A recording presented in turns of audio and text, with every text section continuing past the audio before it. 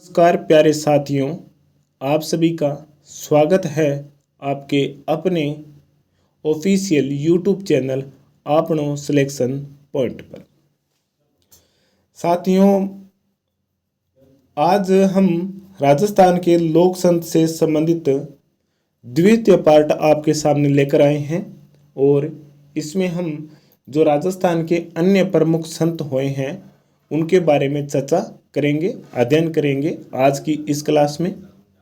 और इससे पहले हमने जो हमारी लास्ट क्लास थी उसमें हमने राजस्थान के लोक संत से संबंधित पहला पार्ट अपलोड किया था, जिसमें हमने राजस्थान के जो अन्य प्रमुख लोक संत हैं जैसा कि जाम्बो जी, संत पीपा जी, संत धन्ना जी, इनके बारे में बड़े ही विस्तार पूर्वक से हमने चर्चा की थी। अब हम आगे जो अन्य संत हुए हैं जैसा कि जसनाथ जी, दादू दयाल जी, इनके बारे में आज की क्लास में हम चर्चा करेंगे। जैसा कि आपको हर बार बताया जाता है कि हमारी क्लासें जो कि आरबीएससी और एनसीईआरटी की बुकों पर आधारित हैं, इसके अलावा हिंदी ग्रंथ अकादमी की जो बुक है उन पर भी आधारित है। तो ये क्लासें आपके लिए बेहद महत्वपूर्ण हैं। तो एक बार आप इन क्लासों से इन टॉपिकों को अवश्य कवर कीजिए। और इतना हम कह सकते हैं कि आपको ये टॉपिक जो हमने अभी तक करवाए हैं और जो अभी करवा रहे हैं, ये टॉपिक आपको और कहीं से भी पढ़ने की आवश्यकता नहीं रहेगी। ओके साथियों, तो चलिए आज की इस क्लास को शुरू करते हैं। और आज की क्लास को शुरू करने से पहले जो लैब असिस्टेंट के विद्यार्थी हैं जिनका आज पेपर है, उन सभी के लिए बेस्ट ऑफ लक। आप अपने इस लक्ष्य में सफल हो, ऐसी हम शुभकामनाएं करते हैं। ओके, और इसके अलावा एक दूसरी सूचना है, वो ये है कि जो ज्योग्राफी से विद्यार्थी है फर्स्ट ग्रेड की तैयारी कर रहे हैं, उनके लिए ये बेहद ही शानदार मौका है। इसमें आप ज़्यादा से ज़्यादा ये प्रयास करना कि आप बेस्ट से बेस्ट करो, पहली बात। और दूसरी बात ये है कि इसमें अगर कोई कमी रह जाती है तो आपको ठीक 1 महीने के बाद में आपको इन कमियों को सुधारने का मौका मिलेगा। और वैसे 1 महीने की बात है नहीं, 20 दिन है मात्र आपके पास फर्स्ट ग्रेड विद्यार्थियों के लिए। उन 20 दिनों के बाद में आपको अपनी कमी का सुधारने का मौका अवश्य मिलेगा। तो हो सकता है कि इस एग्ज़ाम में ज़्यादा से ज़्यादा प्रयास यही करना कि आप इस एग्ज़ाम में ही सफल हो। परंतु पेपर अच्छा होता है तो आप इतने ज़्यादा उत्साहित मत हो जाना कि आप फर्स्ट ग्रेड के जो पेपर हैं उसकी तैयारी को छोड़ दो। तो उस तैयारी को आपको लगातार जारी भी रखना है। ओके साथियों, तो सभी विद्यार्थियों को बेस्ट ऑफ लक। ओके, और एक अन्य सूचना ये भी है कि 11 मई को हमारी पहली क्लास ईओ और आरओ से संबंधित है, जो नया बैच हम शुरू करने जा रहे हैं निःशुल्क, उसकी आ रही है। हमारे साथी सर राजवीर सर के द्वारा ये क्लास आपको बड़े ही विस्तार से करवाई जाएगी, जिसमें आपको शॉर्टली रूप में और बड़ा ही इजी वे में किस प्रकार इन धाराओं को याद करने का तरीका बताया जाएगा और इन धाराओं के बारे में जो भी विशेषता है वो सभी आपको बताई जाएगी। ओके, तो वो भी आप क्लास एक बार अवश्य देखना। ओके, तो चलिए आज की हम क्लास पे आते हैं। और आज की क्लास में हम देखते हैं राजस्थान के जो अन्य प्रमुख संत हुए हैं उनके बारे में। जाम्बो जी के बारे में हमने कल पढ़ लिया था। जम्ब संहिता, जम्ब सागर, शब्दावली, बिश्नोई धर्म प्रकाश। और जाम्बो जी के वचनों का सामूहिक नाम शब्दावली। 1536 में लाला सर में इनका देहांत हो गया था और इनका समाधि स्थल है वो कहाँ पर है, मुकाम में है, जहाँ पर वर्ष में 2 बार फाल्गुन और आश्विन के मासों को मेला लगता है। इनके ज़्यादातर अनुयायी थे वो जाट जाति के थे। और इनके जो जुड़े हुए स्थल है धार्मिक स्थल, जिसमें पीपासर जन्म स्थान नाग मुकाम जहाँ पर इनकी समाधि स्थित है, लालासर जहाँ पर इनकी मृत्यु हुई थी, झांबा जहाँ पर इनका एक पवित्र सागर भी बना हुआ है, तालाब भी बनाए, झांगुल और रामड़ावास आदि स्थान जाम्बो जी के से जुड़े हुए हैं और यहाँ पर पवित्र देवालय भी स्थित हैं। अब बात करते हैं हम जसनाथ जी के बारे में। जिस प्रकार जाम्बोजी ने बिश्नोई धर्म चलाया था, उसी प्रकार जसनाथ जी ने जसनाती संप्रदाय या पंथ को चलाया था। और इनके भी जो ज़्यादा अनुयायी थे वो क्या थे, जाति से जाट थे। किस जाति के थे, जाट जाति के, जिनमें सिद्ध और जो जानी जाति के हैं वो लोग शामिल थे। अब यहाँ पर आप ये देखते हो कि जसनाथ जी ने अलग पंथ चला दिया, जाम्बोजी ने अलग पंथ चला दिया। जैसा कि मैंने आपको कल भी बताया था कि इन धार्मिक पुरुषों ने अपनी अपनी अलग अलग जिम्मेदारियां रखी थी कि इस समाज में सुधार मैं करूँगा, इस समाज को मैं सुधार करूँगा। इसलिए इन्होंने अपने अलग अलग पंथ चलाए थे। परंतु आप एक चीज़ नोट करना, आप बिश्नोई धर्म के 29 नियम पढ़ लेना, और जसनाथ जी धर्म के नियमों के बारे में हम आज जिक्र करेंगे। जो 36 नियम है उनके बारे में, उनको भी देख लेना। सभी बातें सेम है, और ऐसा नहीं है। दादू दयाल जी ने भी जो उपदेश दिए वो भी सेम है, संत माओ जी ने जो दिए थे वो भी सेम है। यानी कि इनका प्रमुख उद्देश्य था कि समाज में जो अराजकता, धार्मिक कुरीतियों को लेकर के फैली है, उसको समाप्त करना है।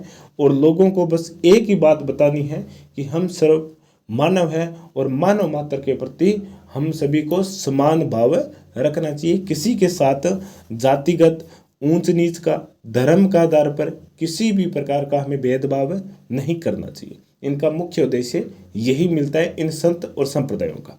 ओके, तो चलिए देखते हैं जसनाथ जी संप्रदाय के प्रवर्तक। जसनाथ जी का जन्म, जसनाती संप्रदाय के प्रवर्तक जसनाथ जी का जन्म 1482 को कतरियासर, जो कि बीकानेर में स्थित है, वहां पर हुआ था। कहां पर हुआ था, कतरियासर नामक स्थान है जो कहां पर स्थित है, बीकानेर में है। वहां पर जसनाथ जी का जन्म हुआ था, याद रखना। चलिए आगे चलते हैं, आगे देखते हैं। जसनाथ जी के जो पिता थे वो थे हमीर जी जानी, याद रखना, हमीर जी जानी जाति से जाट थे। और इनकी माता थी रूपादे का पोष्य पुत्र माना जाते हैं। कौन है, जसनाथ जी हमीर जी जानी जाट और रूपादे का पोष्य पुत्र माने जाते हैं। इसके बाद में अगली जो पॉइंट है कि लोक विश्वास के अनुसार ऐसी मान्यता है कि गोरखमालिया, जो कि बीकानेर में स्थित एक स्थान है, वहां पर 12 वर्षों तक कठोर तपस्या की थी। किन्होंने, जसनाथ जी ने। और उन कठोर तपस्या के बाद में जब इन्हें आत्मज्ञान की प्राप्ति हो गई थी, तो उसके बाद में जसनाथ जी ने सभी जीवों पर दया भाव रखने का संदेश भी दिया था। ओके, हमीर जी जानी के पुत्र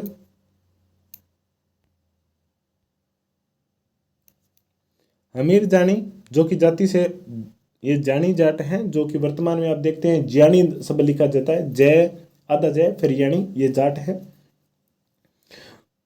ये वही जाति है जो जसनाथ जी से संबंधित है और रूपादे का पोष्य पुत्र माने जाते थे। लोक विश्वास के अनुसार इन्होंने गोरखमालिया बीकानेर में 12 वर्षों तक कठोर तपस्या करते हुए सभी को जीवों पर दया भाव करने का संदेश भी दिया था। ओके, जसनाथ जी ने लोहा पांगल नामक एक तांत्रिक का घमंड भी चकनाचूर किया था। यह भी पॉइंट आपको याद रखना है। जसनाथ जी ने लोहा पांगल नामक एक जो तांत्रिक था, उसका जो घमंड था वो भी चकनाचूर किया था। जसनाथ जी ने बीकानेर के शासक राव लूणकरण को राजपद पाने का वरदान भी दिया था, तथा इसके साथ एक उपदेश भी दिया था। वो क्या उपदेश था कि गर्भ करे ना गेला गडमल, ओ थारो राज न जानू, राज दियो मह लूणकरण ने गुरु गोरख परवाणु। यानी कि जिस राज को लेकर के तुम लूणकरण को कह रहे हैं कि तुम इतना घमंड कर रहे हो, ओ थारो राज मुझे नहीं समझ में, मेरी समझ से बाहर है, मैं तो एक साधु सन्यासी हूँ। ये राज मैंने राव लूणकरण तुम्हें दिया है, मैं तो सिर्फ गोरखनाथ जी का एक शिष्य हूँ। ठीक है, ये बात गुरु गोरखनाथ जी ने अपने इस दोहे के माध्यम से राव लूणकरण को कहा था। तो याद रखना है, बीकानेर का शासक राव लूणकरण था जसनाथ जी का समकालीन। तो जसनाथ जी के जो समकालीन शासक था उसका नाम आपको याद रखना है, राव लूणकरण, जिसे जसनाथ जी ने राज पद प्राप्त हेतु एक वरदान भी दिया था।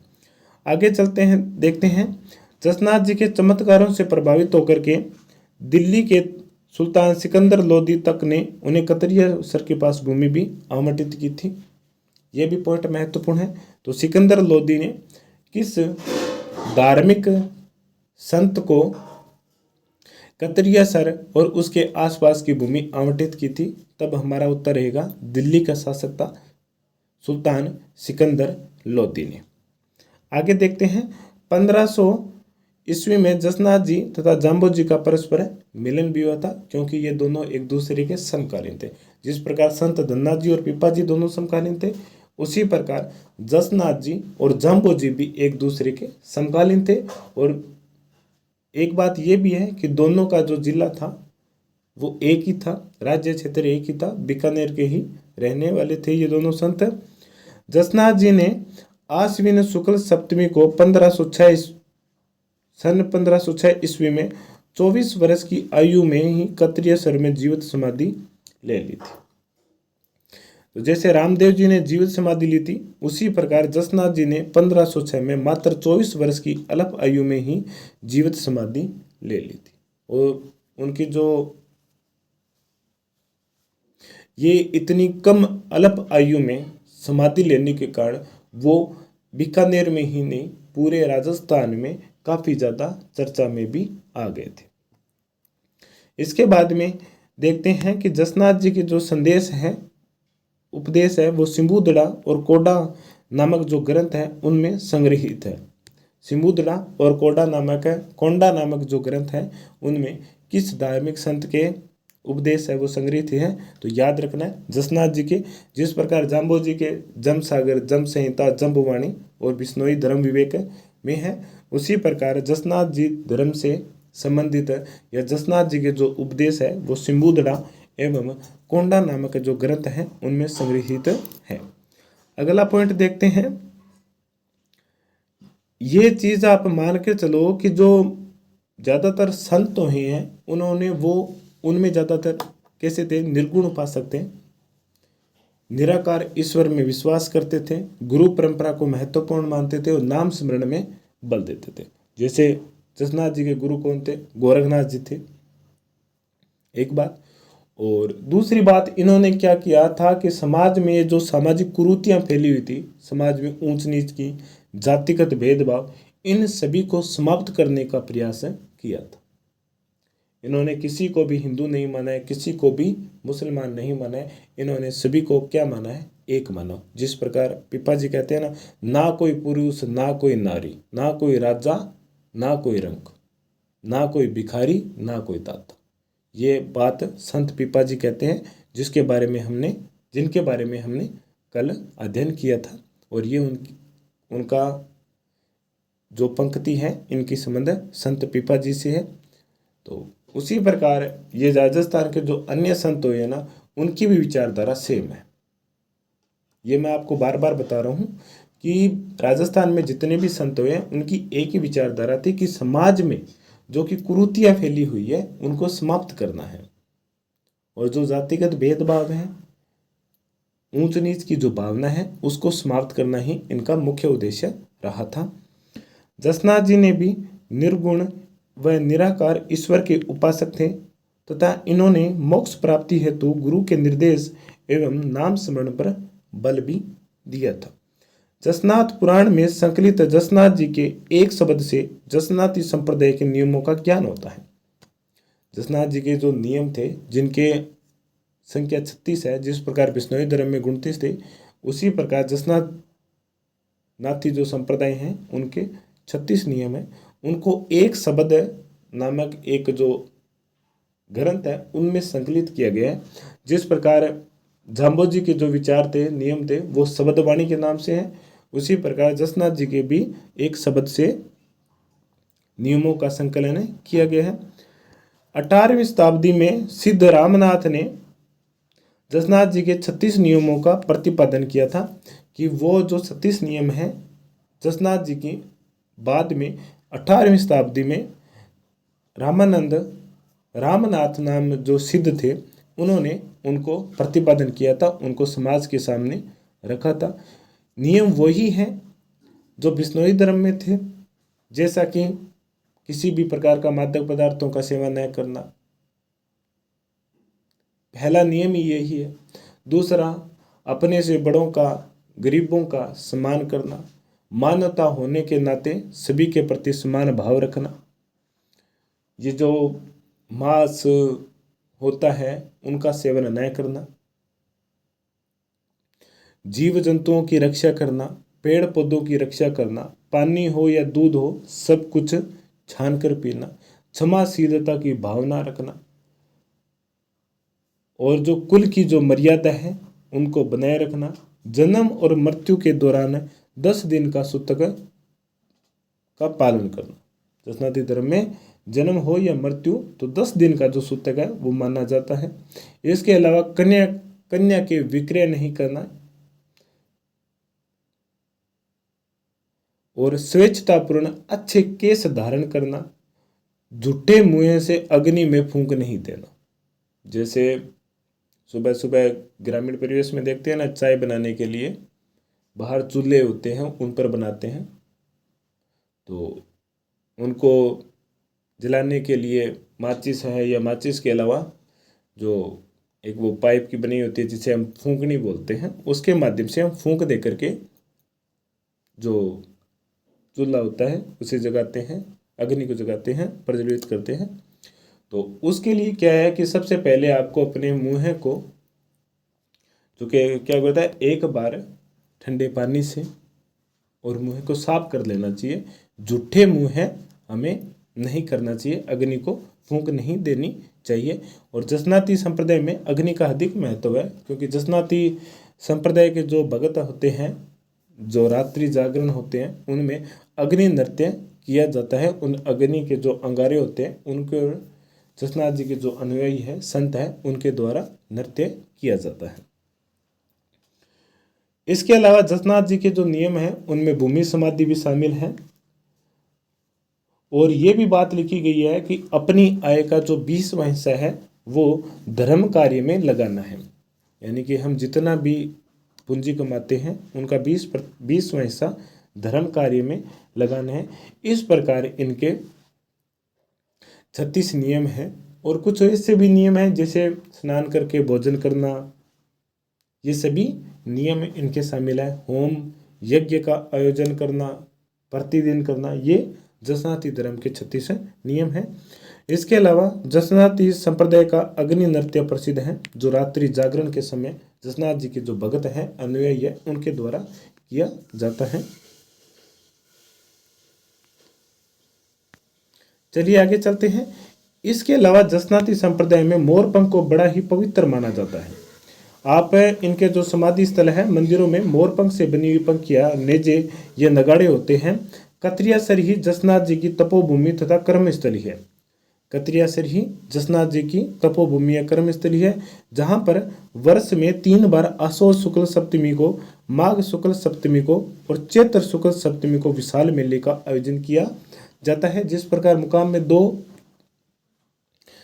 फाल्गुन और आश्वज माह की अमावस्या को, उसी प्रकार आश्विज, माघ और चैत्र शुक्ल सप्तमी को विशाल मेले का आयोजन किया जाता है। कहाँ पर? कतरियासर में, जसनाती संप्रदाय के भक्तों के द्वारा। ओके, तो ये है जसनाथ जी के बारे में महत्वपूर्ण बातें। एक बार पुनः देख लेते हैं कि इनके बारे में कौन कौन सी बातें हैं। जसनाथ जी, जिनका जन्म हुआ था 1482 में कतरियासर में, और इनकी जो मुख्य पीठ है वो वहीं पर है, और इन्होंने जिस पंथ को चलाया था वो था जसनाथ संप्रदाय। ओके, आगे चलते हैं। आगे देखते हैं। इनके पिता का नाम हमीर जी जानी जाट है, और इनकी माता का नाम है रूपा देव। याद रखना, ये जो वर्तमान में जानी चलता है ना, जैसे मैं यहाँ पर लिख देता हूँ जानी, यही जानी है। इसी शब्द का अपभ्रंश होते होते वो जानी बन गए हैं। जानी समाज में जो लोग हैं उनमें सिद्ध भी है और जाट भी है। जाट भी जसनाथ जी को अपनाते हैं, उनकी सेवा भाव करते हैं, और जो सिद्ध लोग हैं वो तो करते ही हैं। लोक विश्वासों के अनुसार गोरखमालिया नामक स्थान पर जसनाथ जी ने, जो कि बीकानेर में है, 12 वर्षों तक कठोर तपस्या की थी और आत्मज्ञान की प्राप्ति की थी। इसके अलावा जसनाथ जी ने लोहा पांगल नामक एक तांत्रिक का घमंड भी चकनाचूर किया था। तांत्रिक वो होते हैं जो शमशान घाट में बैठे रहते हैं। कुछ तांत्रिक सकारात्मक प्रवृत्ति के होते हैं, कुछ नकारात्मक प्रवृत्ति के भी होते हैं। जसनाथ जी ने बीकानेर के शासक राव लूणकरण को राजपद पाने का वरदान भी दिया था और एक उपदेश भी दिया था। गर्भ करे ना गेला गडमल ओ थारो राज न जानू, राज दियो मह लूणकरण ने गुरु गोरख परवाणु। यानी कि लूणकरण को कह रहे हैं कि आप ज़्यादा इस राज को पा करके घमंड मत करो। मैं ये राजकाज नहीं समझता हूँ, मैं तो साधु सन्यासी हूँ, ये राज मैंने आपको दिया है, मैं तो सिर्फ गुरु गोरख न जानू, मैं तो उन्हीं को ही प्रणाम करता हूँ। ये जसनाथ जी से संबंधित एक वाक्य है, एक पंक्ति है, इसको भी आपको ध्यान में रखना है। जिस प्रकार धन्य धन्य है धन्ना जी जो बिन बीजी अंकुरित हो, ये धन्ना जी से संबंधित है। इसके बाद में न कोई पुरुष, न कोई नारी, न कोई राजा, न कोई रंक, न कोई भिखारी, न कोई दाता, ये भी शब्द संत पीपा जी से संबंधित है। उसी प्रकार जसनाथ जी से संबंधित है। गर्भ करे ना गेला गडमल ओ थारो राज मैं न जानू, राज दियो मह लूण करन ने गुरु गोरख परवाणु। ये पंक्तियां हैं इन संप्रदाय से संबंधित और इनके संतों से संबंधित, आपको याद रखना है। और याद ये भी रखना है कि बीकानेर के शासक राव लूणकरण के समकालीन थे। इसके अलावा दिल्ली का सुल्तान सिकंदर लोदी भी जसनाथ जी के विचारों से और उनकी जो लौकिक शक्तियाँ से उनसे प्रभावित होकर के कतरिया सर के पास उन्हें भूमि भी आवंटित करते हैं। 1500 ईस्वी में जसनाथ जी और जाम्बो जी का परस्पर मिलता है। दोनों ही बीकानेर क्षेत्र के थे और दोनों ने ही अपना अलग अलग पंथ चलाया था। एक ने 29 नियम दिए थे तो दूसरे ने 36 नियम दिए थे, परंतु मोटे तौर पर देखा जाए तो नियमों के जो थी वो बराबर ही थी, कोई भी प्रकार का इनमें ज़्यादा परिवर्तन नहीं था। जसनाथ जी ने आश्विन शुक्ल सप्तमी में 24 वर्ष की आयु में 1506 में कतरिया सर में ही जीवित समाधि ले ली थी, वहीं पर उनका जन्म हुआ था। इनके जो जसनाथ जी के जो उपदेश है वो सिम्बुदड़ा कोंडा नामक ग्रंथ में संग्रहित है। कौन से? सिम्बुदड़ा और कोंडा नामक जो ग्रंथ हैं उनमें किस संत के विचार और उपदेश संग्रहित है, तो याद रखना है आपको जसनाथ जी। संत जसनाथ जी ने भी निर्गुण एवं निराकार ईश्वर के उपासक थे और इन्होंने मोक्ष प्राप्ति हेतु गुरु के निर्देश तथा नाम स्मरण पर बल दिया था। जसनाथ जी पुराण में संकलित जसनाथ जी के एक शब्द यानी कि जसनाथी संप्रदाय के नियमों का ज्ञान है, यानी कि एक शब्द से नाम से एक रचना की गई है और उसी शब्द में जसनाथ जी धर्म के जो जितने भी नियम हैं उनके संग्रहित किया गया है। और इन नियमों को 18वीं शताब्दी में रामनत ने जसनाथ जी के 36 नियमों को प्रतिपादन किया था, यानी कि उनको समाज के सामने रखा था कि ये वो 36 नियम हैं। जसनाथ जी संप्रदाय के भक्तों के द्वारा रात्रि जागरण में अग्नि नृत्य किया जाता है और जब कतरियासर में जब मेला लगता है तो वहाँ पर भी ये नृत्य बड़े ही मनोरम दृश्य होता है देखने के लिए। बहुत सारे पर्यटक आते हैं, विदेशी सैलानी भी आते हैं। इसके अलावा जसनाती संप्रदाय में मोरपंख को अधिक पवित्र माना जाता है। उनकी समाधि मंदिरों में मोरपंख से बनी पंखियां, नेजे और नगाड़े मिल सकते हैं मंदिरों और समाधियों में। कतरियासर ही जसनाथ जी की तपोभूमि और कर्मस्थली है। ज़्यादातर इनसे कोई संबंधित स्थल नहीं है। जिस प्रकार जाम्बो जी से है, पिपासर है, लालासर है, मुकाम है, समराथल है, जांगू है, जांगलू है और जाम्बा है, ये जो स्थान है रामड़ाबास, इनका संबंध जाम्बो जी से है। और जसनाथ जी से अगर मुख्य रूप से संबंधित स्थल है वो कतरियासर है। और यहीं पर वर्ष में 3 बार आश्विन शुक्ल सप्तमी को, माघ शुक्ल सप्तमी को और चैत्र शुक्ल सप्तमी को विशाल मेले का भी आयोजन किया जाता है। ओके साथियों, तो ये थे जसनाथ जी के बारे में महत्वपूर्ण बातें। सभी बातें महत्वपूर्ण हैं और एग्जाम में की दृष्टि से भी बेहद ही महत्वपूर्ण है। आगे हम बात करते हैं दादू दयाल जी के बारे में।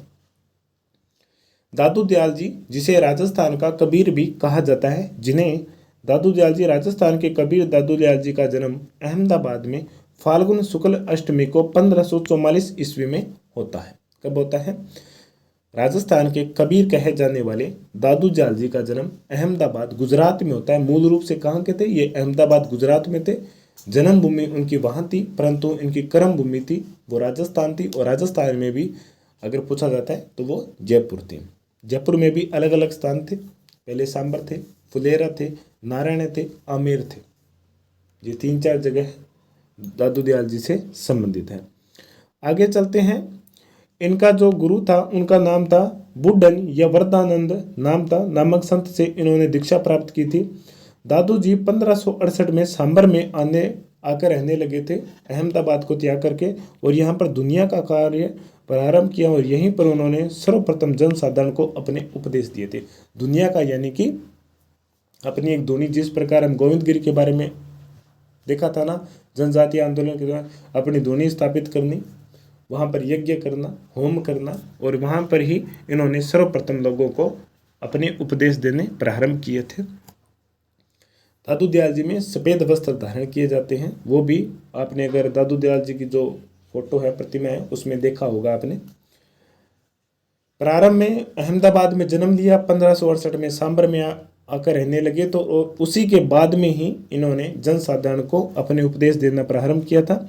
सांबर में ही इनके काफ़ी शिष्य हो गए थे और यहाँ से दादू पंथ का प्रारंभ हुआ था।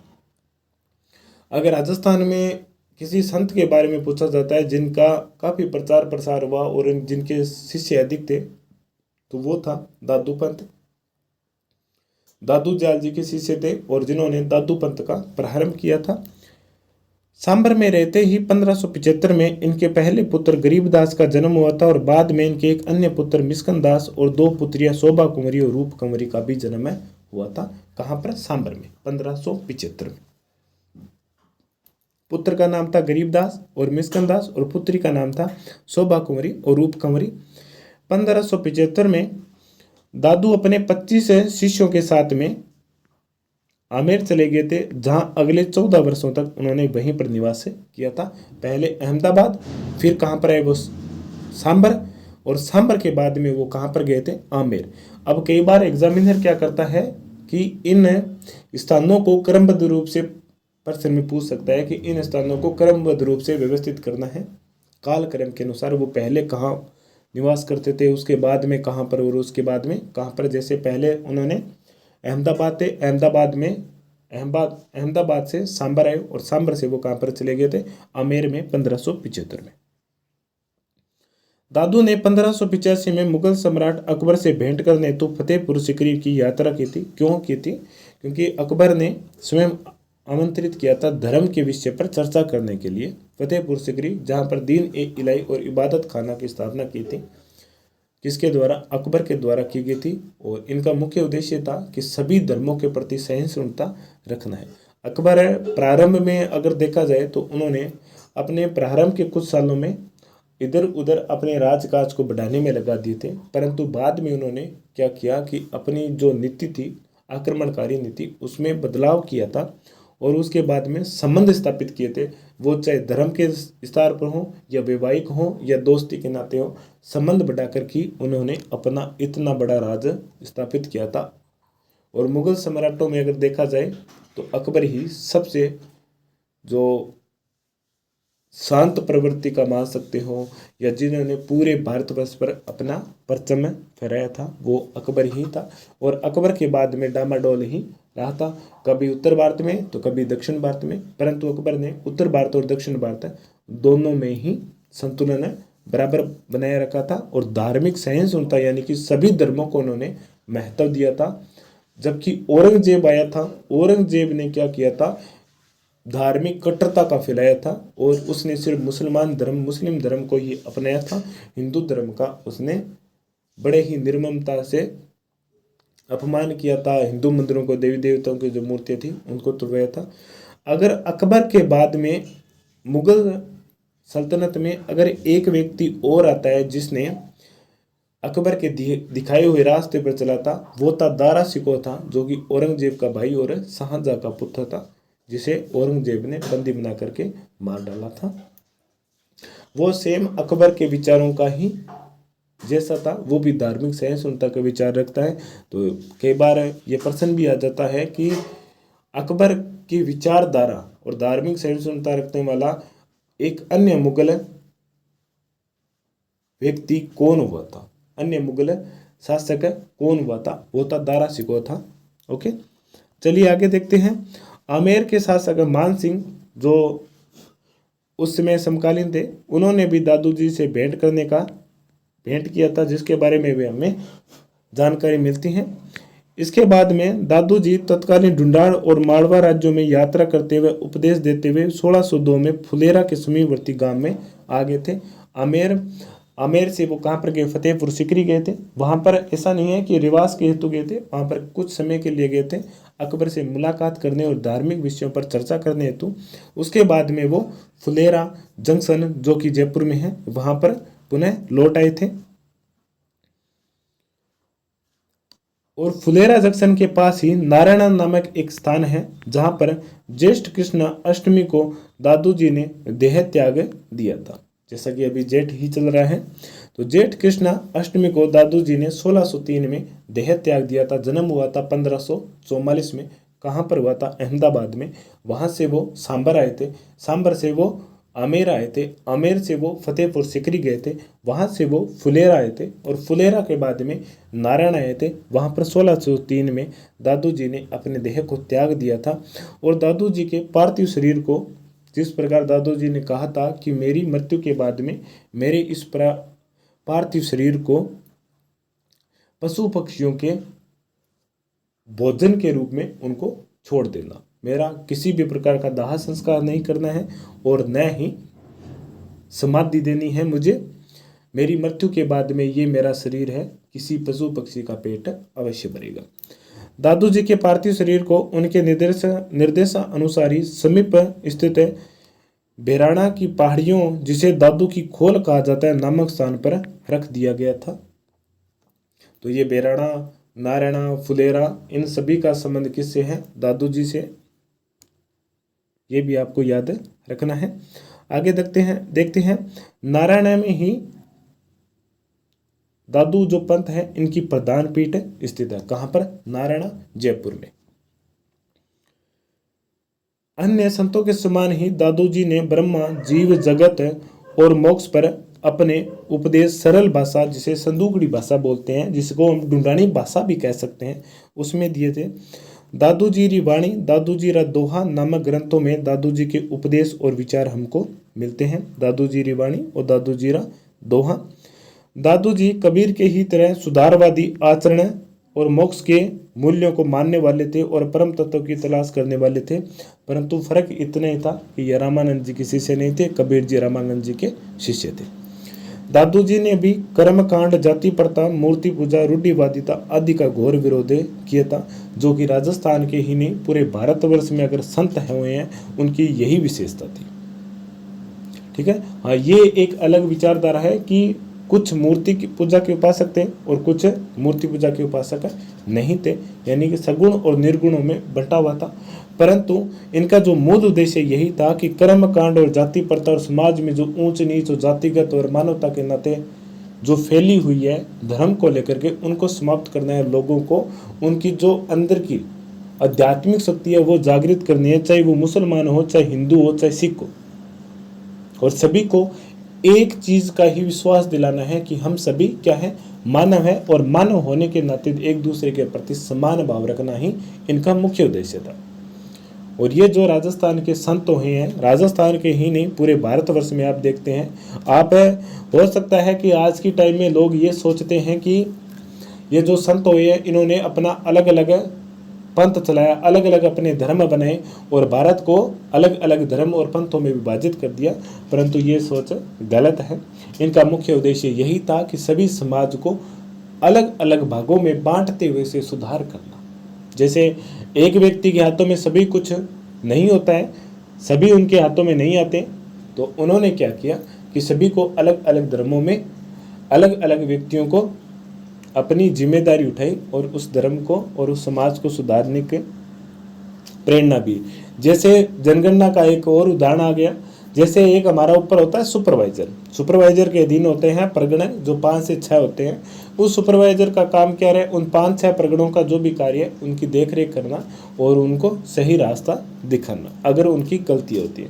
तो उसी प्रकार अगर हम मान ले जैसे रामानंद जी हैं, रामानंद जी के बहुत सारे शिष्य थे, तो रामानंद जी सुपरवाइजर के रूप में थे और जो उनके जो शिष्य थे वो प्रगण के रूप में थे और उन्हें अलग अलग क्षेत्र दिया होता, आपको इस क्षेत्र में, आपको इस क्षेत्र में सुधार करना है, समाज का सुधार करना है।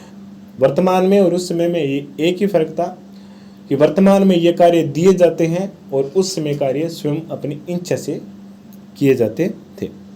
आगे देखते हैं, दादू जी ने परब्रह्मा को आदि गुरु माना है और राम और अल्लाह में कोई भी प्रकार का भेद नहीं किया है, क्योंकि रा से राम और मैं से महमूद दोनों नाम इसमें साथ में ही अंतर्निहित है।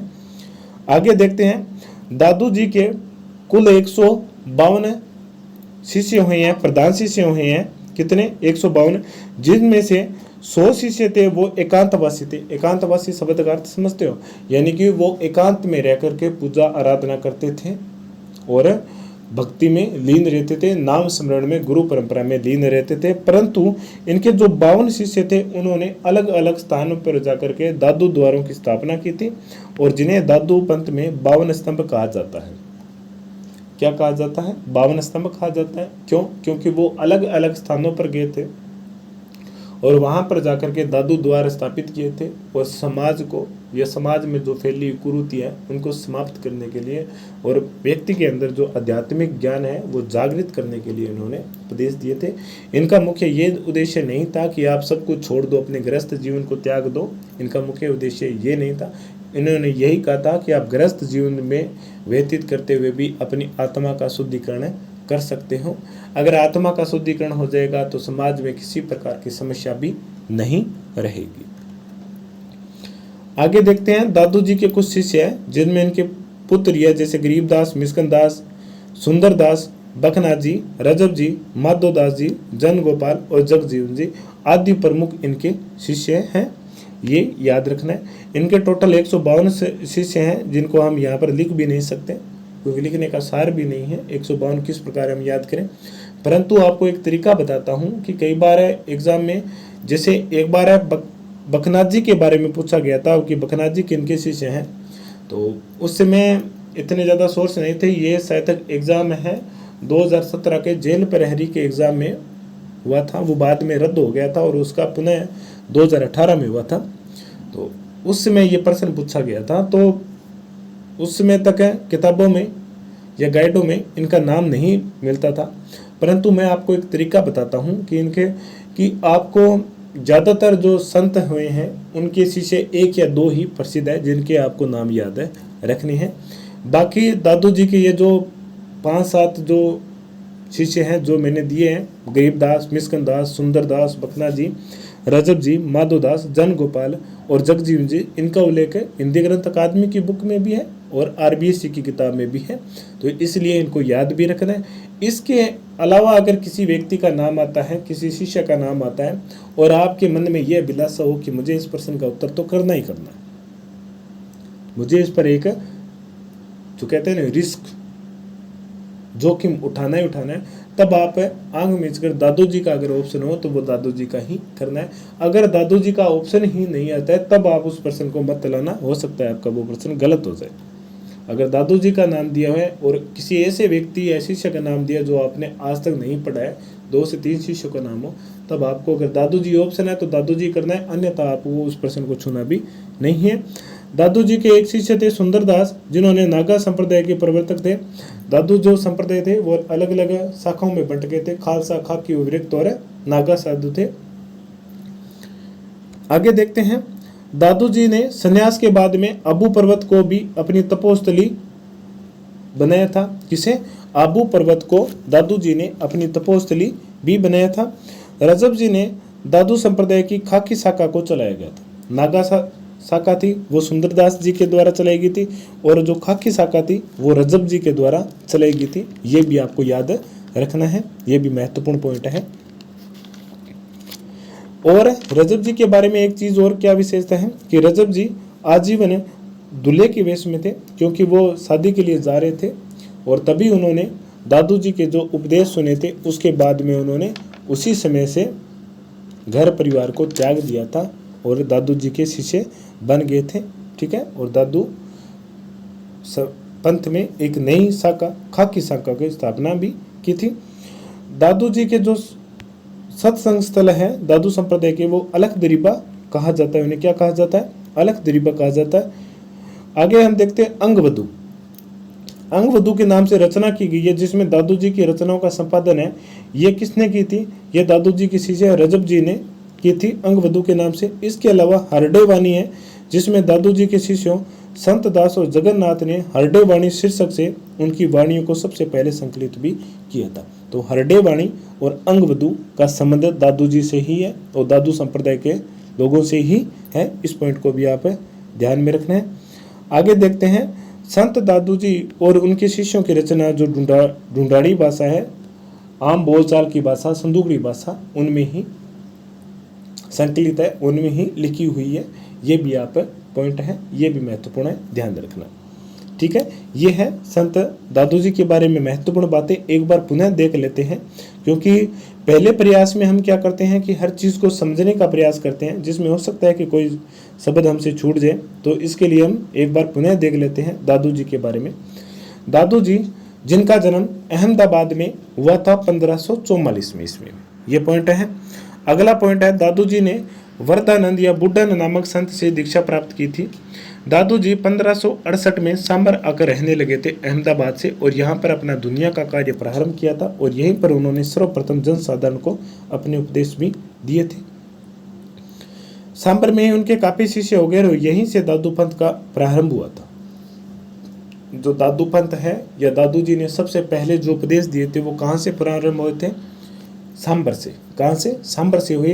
ये पॉइंट आपको याद रखना है। सांबर में ही 1575 में इनके पहले पुत्र गरीबदास का जन्म हुआ था। बाद में एक पुत्र मिस्कन दास और पुत्री शोभा कुंवरी और रूप कुंवरी का जन्म हुआ था। सांबर के बाद में 1575 में अपने शिष्यों के साथ वो आमेर चले गए थे और अगले 14 वर्ष तक वो वहीं पर निवास किया था। और इसी बीच 1585 में मुगल सम्राट अकबर से भेंट करने हेतु फतेहपुर सीकरी भी गए थे। कब? 1585 में। आमेर के शासक मान सिंह के द्वारा भी दादू जी से भेंट करने का उल्लेख मिलता है। दादू जी ने ढूंढाड़ और मारवाड़ के राज्यों में यात्रा करते हुए अपने उपदेश दिए थे और 1602 में वे स्थायी रूप से कहाँ पर? फुलेरा के समीपवर्ती गांव में आ गए थे और वहीं पर उन्होंने अपनी कर्मस्थली स्थापित की थी। और यहीं पर फुलेरा के नजदीक ही नारायणा नामक स्थान पर जेठ कृष्ण अष्टमी 1603 को दादू जी ने अपना देह त्याग कर दिया था।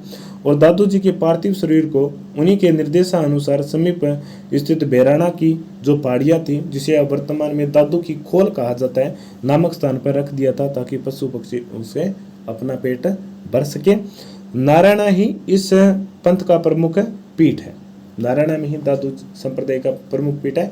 जिस प्रकार मुकाम में जाम्बो जी का और कतरिया सर में जसनाथ जी का है, उसी प्रकार दादू जी ने भी ब्रह्मा, जीव जगत और मोक्ष पर अपने उपदेश सरल भाषा, संदूकड़ी भाषा, ढूंढानी भाषा में दिए थे। और उनके विचार दादू जी रिवाणी, दादू जी दोहा नामक ग्रंथों में उनके उपदेश और विचार मिलते हैं।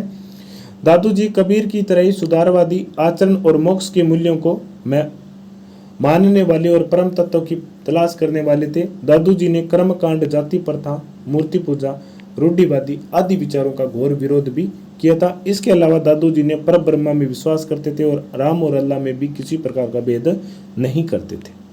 वो दोनों को क्या मानते थे? समान मानते थे। आगे चलते हैं।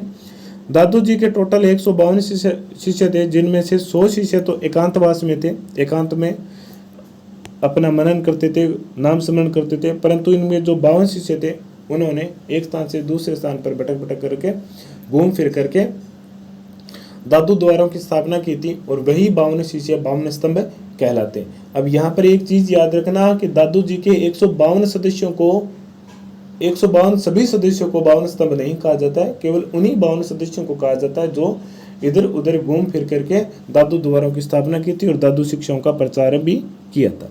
दादू जी के शिष्य में गरीबदास और मिस्कन दास जो इनके पुत्र थे, सुंदरदास, बकनाथ जी, रजब जी, माधोदास जी, जन गोपाल जी और जगजीवन आदि इनके प्रमुख शिष्य थे। ये भी पॉइंट आपको याद रखना है।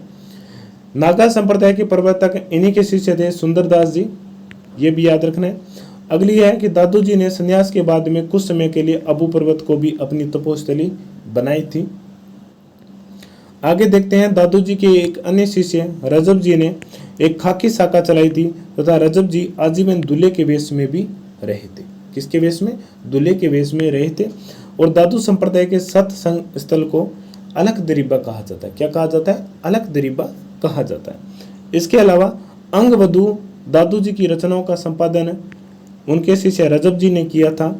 और इसके अलावा हरडे वाणी, जिसमें संत दास और जगन्नाथ जी ने हरडे वाणी शीर्षक से इनकी वाणियों को सबसे पहले संकलित भी किया था। किसकी वाणियों को? दादू जी की। और दादू जी के शिष्यों के जो उपदेश थे वो संदूकड़ी भाषा या ढूंढानी भाषा में, यानी कि आम बोलचाल की भाषा में दिए गए थे। इस पॉइंट को भी आपको ध्यान में रखना है।